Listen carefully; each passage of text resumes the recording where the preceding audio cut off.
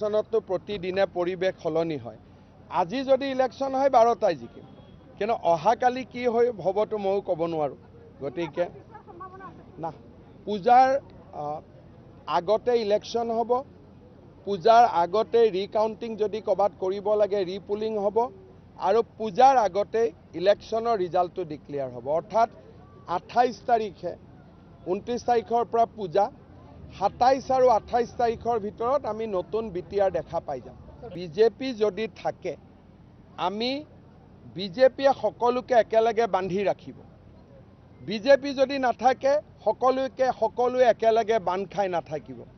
এডাল মৰমৰ বান্ধ, এই মৰমৰ বান্ধটো বিজেপিয়ে অলপ টাইট কৰি ৰাখিব। সেইকাৰণে বিজেপিক আমাক লাগে। আমি কাৰো বিৰুদ্ধে এটা শব্দও নকওঁ। হাগ্ৰামা মহিলাৰী BPFৰ বিৰুদ্ধে একো নকওঁ। UPPL NDAৰ মেম্বাৰ, UPPLৰ বিৰুদ্ধে প্ৰমোদ বড়ো, UG ব্ৰহ্ম সকলো আমাৰ সতীৰ্থ, এটা শব্দও আমি কাৰো বিৰুদ্ধে নকওঁ। ৰাইজে এইবাৰ আমাক বহুত মৰম কৰিব।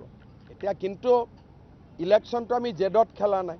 গতিকে একেবাৰে যেনেকৈ বিধানসভাত কংগ্ৰেছৰ লগত খেলোঁ, যুঁজি বাগৰি চব কষ্ট কৰি ইলেকশ্যন খেলোঁ, কাৰণ কংগ্ৰেছ আমাৰ শত্ৰু। বিটিআৰত আমাৰ শত্ৰুটো কোনো নাই, সকলো বন্ধু। গতিকে ইয়াত আমি নিৰ্বাচন মৰমৰ মাজেদি খেলিম, সমন্বয়ৰ মাজেদি খেলিম, শান্তিৰ মাজেৰে খেলিম।